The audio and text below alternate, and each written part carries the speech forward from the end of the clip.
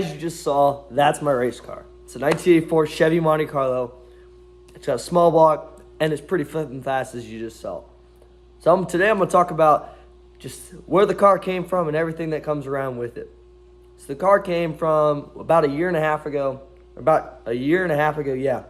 We bought the car in December 29th, 2020 to be exact. We bought the car as a side project. My grandpa was going to build a faster but better race car. But he decided later on that I should have a race car and be able to take the reins on a car that has a lot of power to it. The original plans with the car was just, get it up, get it running, and we're probably going to sell it. We talked about selling it. We talked about making some money off of it and just making the car, just possibly handing his red car over to me. The car started out as an original 355 small block Chevy.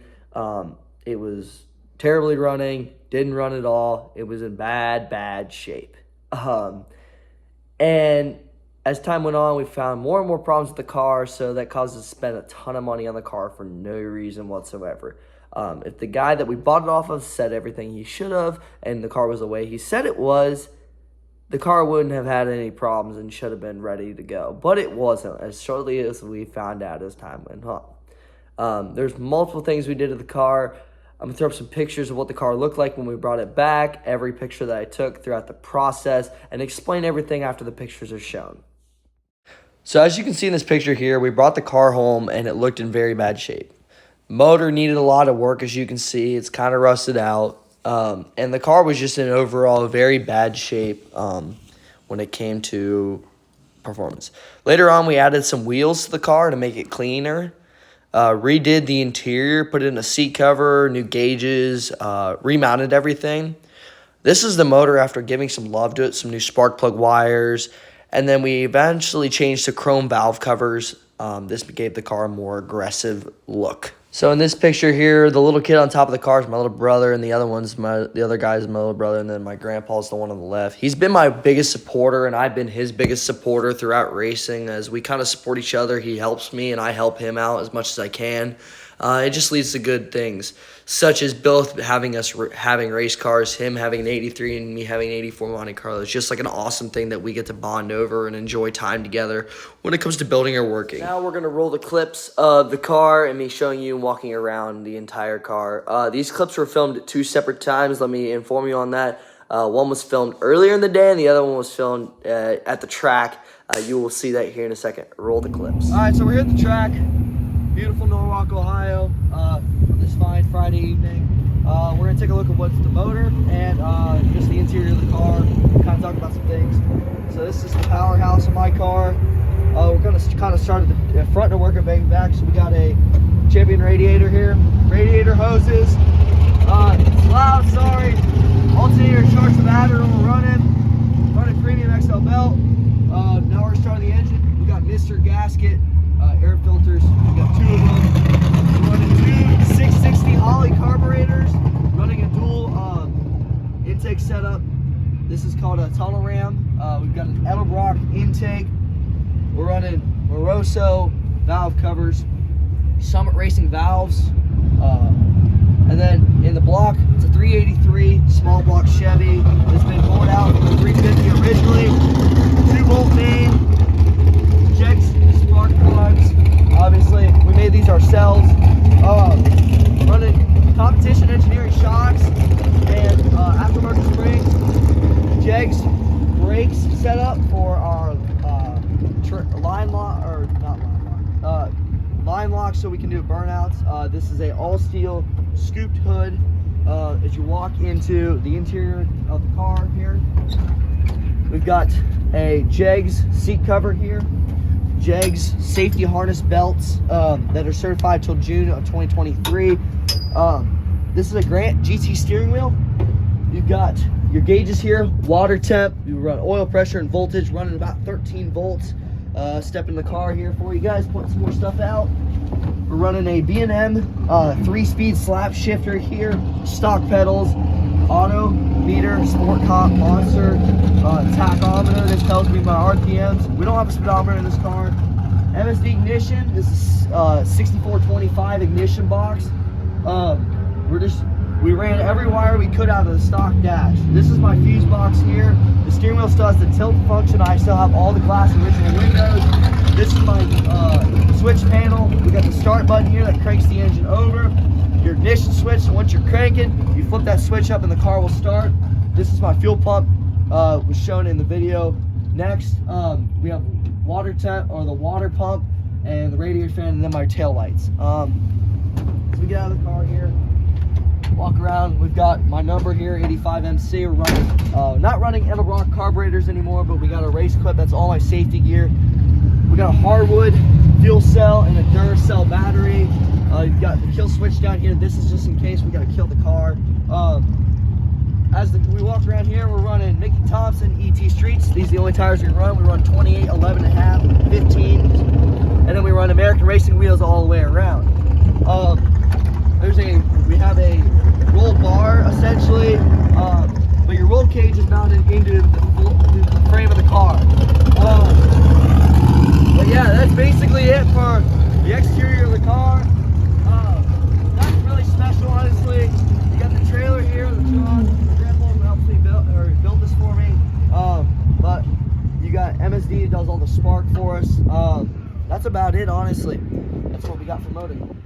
So we're here at the back of the race car. I'm just gonna kind of go over the underside of the car and what's been done to it since we bought it. We got a Fram fuel pump here. The whole rear end differential has been completely rebuilt. It's got Competition Engineering 3-way adjustable shocks. We've got all new springs, a UMI Performance sway bar. It's got a 456 change gear instead of a 377, which originally came in the car. All new brake lines. It's got a disc brake conversion kit versus the drum brakes that came in the car. We got a big one-piece drive shaft. The yokes and the rear have been changed. As you come up here more, it's got a GM 350 turbo trans that's been rebuilt out of 3 different transmissions, which is actually was a really daunting task that my grandpa took on. You've got these turn downs for my open header exhaust. This is our runaway jack we use for lifting the car up. As you come up here, you have our Wyand oil pan. And then this is the motor of the car here. This is a tow hook for when we need to pull the car up under the trailer just in case it breaks. 3800 stall torque converter. The fronts have disc brakes that have been upgraded. It's got all new shocks in the front and new springs as well. So after these clips, I kind of want to explain what the car has happened to it. We've got a completely rebuilt engine. This is just pictures of us pulling the car apart. This is the block coming up, completely disassembled, completely torn apart. And just, it's crazy to see what people thought was a good race car engine. And as time has gone on, this is just our brand new motor being reinstalled. This took us about 40 minutes to put in. He did a lot of the work to the car himself. And it's just an overall impressive thing that he can do when it comes to cars. This is just us testing different air filters on the car when it comes to certain things. I just want to talk to you guys a little bit about this picture right here. I love this picture because it shows the difference between what I like versus what he liked and how the cars have changed. That hood actually came off of his car originally before switching over to the cow induction hood that's on the car now. And honestly, both cars have come a long way from where they started. My grandpa's car was very slow before, and so was mine. My car was a 15-second car. Compared to that now, I picked up 4 seconds. I'm running about 114 in the quarter, and he's running about 126. That's a lot compared to what we used to be. So in this video here, this is one of my first races from last year. This is a Civic versus my car when we had the original motor in. Lots of change. It's a lot faster now, obviously, but I ended up beating this car, which I lost to at the end of the year. He got faster, and I stayed the same. A lot of that comes with just testing and tuning, and I look forward to seeing how fast the car can actually go this year, because I know it's fast, and I've seen it fast. And before closing out, I just want to show you a few pictures that I've taken or my parents have taken. The last videos I'm going to show you before I finish up the video is just the difference in the motors and how they sound compared to what they used to sound like. So I'm going to roll those clips now.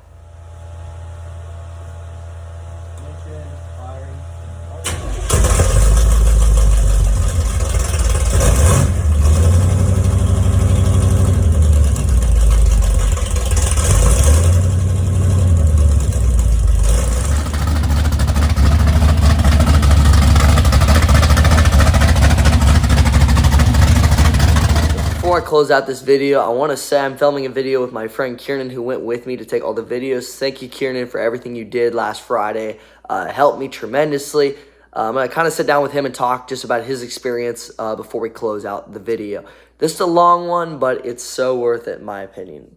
It was worth filming every second of it. I just want to say thank you to my grandpa. If he sees this, he's done a lot for me. He's taught me a lot about everything that I know about cars. Thanks to him, I know a lot about what I'm doing anymore. He supplies me with a lot of the knowledge that I get every day, even throughout life. He knows what a lot of the time knows what to say and what the right situation to be in. But yeah, I thank you guys for watching this awesomely long video. It's kind of long, unfortunately, but I'm going to roll the clip of me and Kieran, and then look forward to hearing back from your guys' feedback. All right, so it's pouring rain out here in the car, obviously not in it, but whatever. I was just going to ask Kieran, because he went with me, just what his opinion of the track was, and then we'll close out the video, but that's about it. The track was actually really fun. I've only been to a couple drag races, but I've never been on the pit side of it, and it was definitely a different experience than what I'm used to. Ben's reaction time was a lot better than I expected. He got like a .05 on it. Yeah. And yeah. That's the end of the video. Hope you guys enjoyed it. Peace.